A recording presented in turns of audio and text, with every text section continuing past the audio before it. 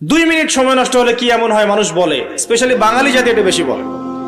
2 মিনিটে আপনি একটা কোরআন খতমের নেকি পাবেন ইনশাআল্লাহ, বিশ্বাস করলেন না? 2 মিনিট লাগবে খালি বলতে কুল হুয়াল্লাহু আহাদ আল্লাহুস সামাদ লাম ইয়ালিদ ওয়া লাম ইউলাদ ওয়া লাম ইয়াকুল লাহু কুফুয়ান আহাদ। 3বার বলতে কয় মিনিট লাগবে? বড়জোর 2 মিনিট। 2 মিনিটে 3বার পড়া সম্ভব সূরা ইখলাস। একবার পড়বেন, কোরআনের 1/3 নেকি পেয়ে যাবেন ইনশাআল্লাহ। তাহলে 2 মিনিটে কোরআন খতম দেওয়া যায়? যায় কি যায় না? যায়, ফজিলত পাওয়া যায়। 2 মিনিটে আপনি বলতে পারেন আল্লাহুম্মা সাল্লি আলা মুহাম্মাদ ওয়া সাল্লিম। আমরা বলি না যে 10 মিনিট সময় দে, 10 মিনিট সময় বস, গল্প করি। হ্যাঁ, 10 মিনিট ফোনে নষ্ট করেন, 10 মিনিট আড্ডা পিটান, বন্ধুদের সাথে আসরের মধ্যে বসে পড়েন।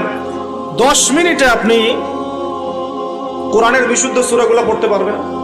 10 মিনিটে কমসে কম 100 বার পড়তে পারবেন সুবহানাল্লাহ সুবহানাল্লাহ সুবহানাল্লাহ। 10 মিনিটে আপনি 100 বার পড়তে পারবেন আলহামদুলিল্লাহ। 10 মিনিটে আপনি 100 বার পড়তে পারবেন আল্লাহু আকবার। 10 মিনিটে আপনি 100 বার পড়তে পারবেন লা ইলাহা ইল্লাল্লাহ। পারা যাবে না এগুলো? 10 মিনিটে আপনি 10 বার 20 বার দরুদ পড়তে পারবেন না? 10 মিনিটে 3বার সূরা ইখলাস পড়তে পারবেন? 10 বার সূরা ইখলাস পড়তে পারবেন। আর 10 বার সূরা ইখলাস পড়লে জান্নাতে একটা ঘর নির্মাণ করা হবে।